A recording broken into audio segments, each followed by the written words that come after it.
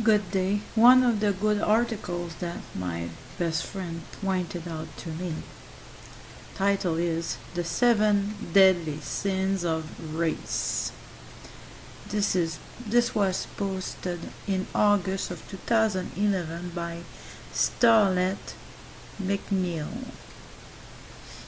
And you can leave a comment on her blog. Yes. I know that many persons don't understand my displeasure with race, and I can't point to the specific time when my intense dissatisfaction began.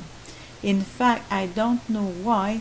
I just can't let go of the conviction that race must be eradicated, and I don't see it as others have done.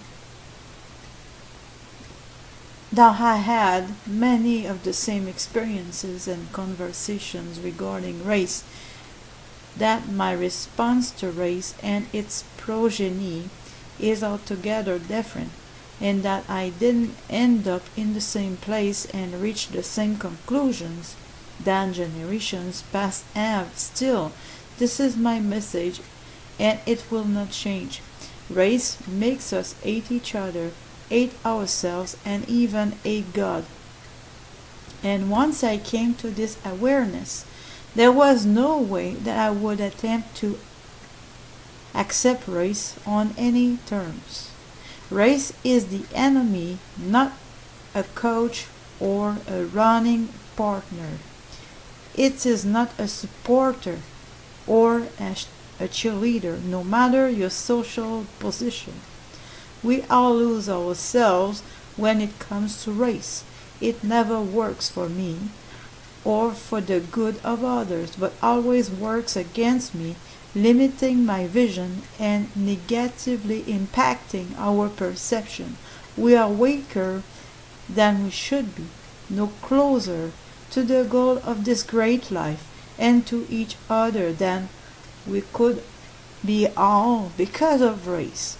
And I just can't accept that. My mission and the pure purpose of this blog is to make us hate race. We are not to run with it, to go along with its perceptions and prescriptions, but to run against it.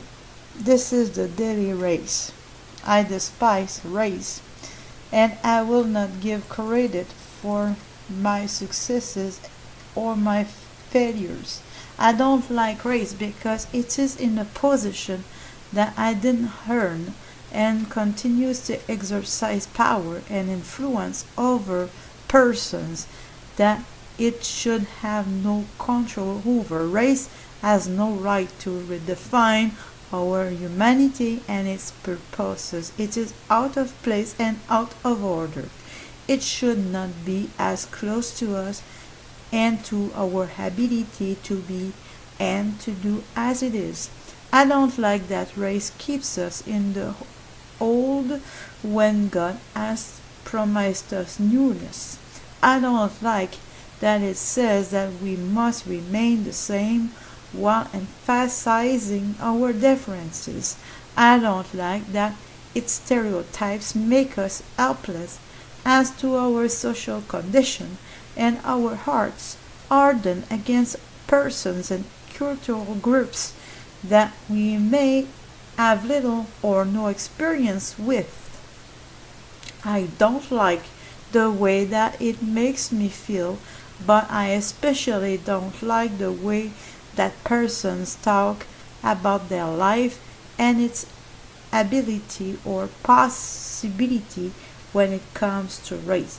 I don't like what race makes us do, that we lay aside the teachings of Jesus Christ instead of this sin that does so easily beset us. Hebrews 12:1, in order to practice our belief in race.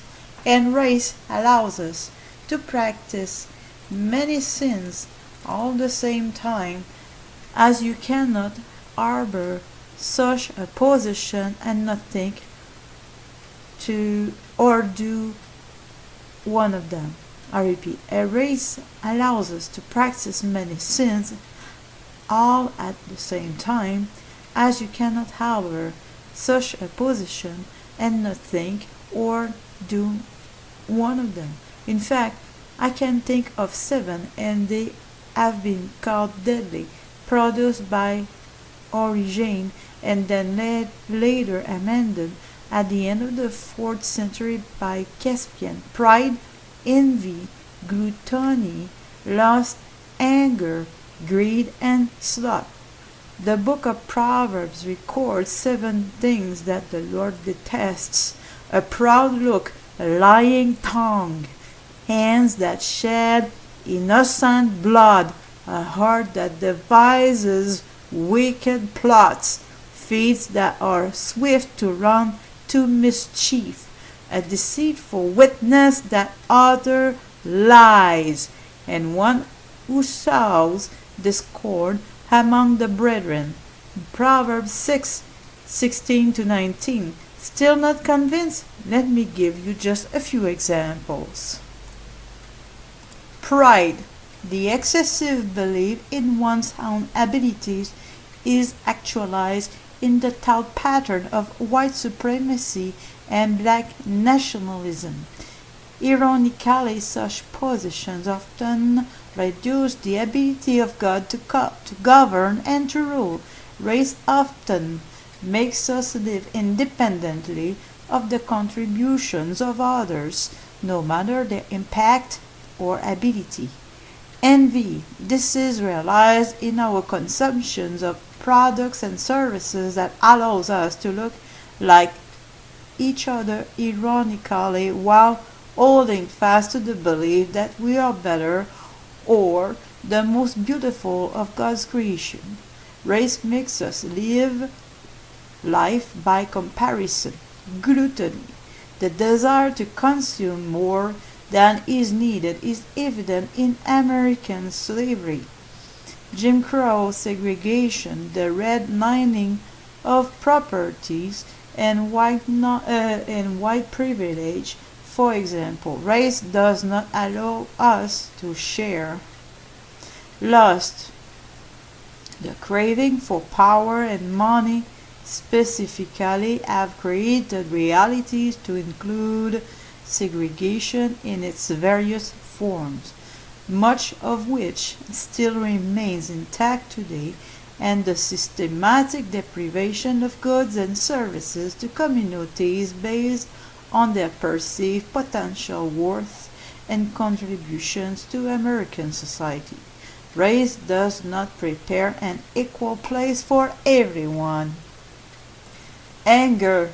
There is a lot of anger when it comes to race, whether covered in a need to overcompensate for the cord that race has dealt, or in one's perception of a threat due to the presence of a member of another cultural group in the neighborhood, on the job, or a public place that has historically been reserved for socially colored persons of privilege.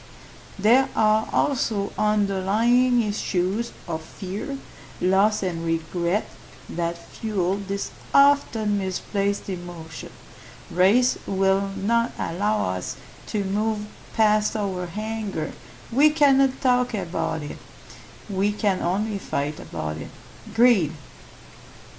The desire for material wealth and gain is often color-coded, suggesting that our socially colored white people are to have access and to accumulate. Still, neither the desire to keep or to take is good, but race makes us hoard the earth's bounty and divide it amongst our cultural group.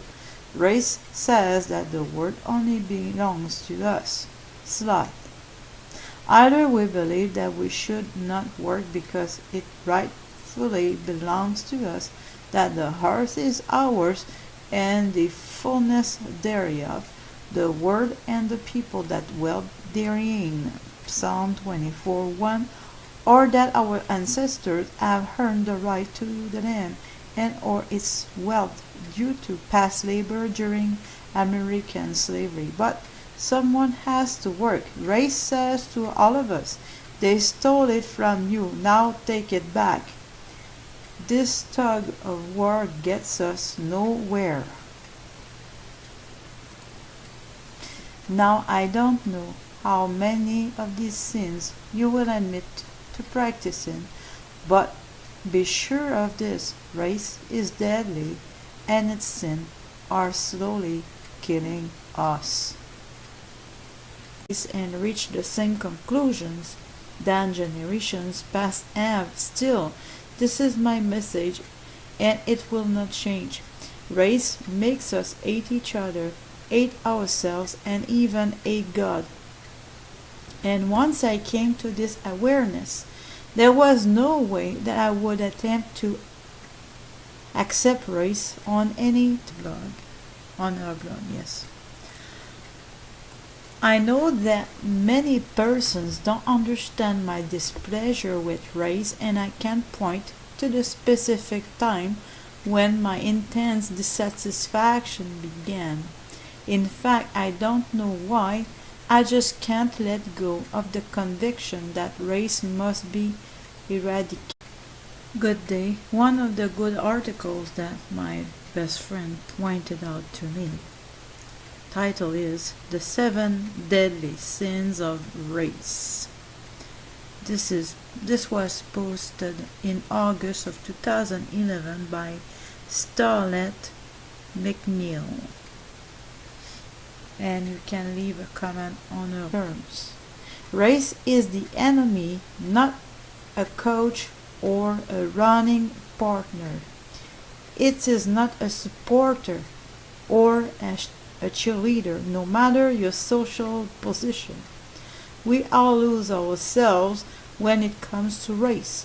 It never works for me or for the good of others, but always hated, and I don't see it as others have done.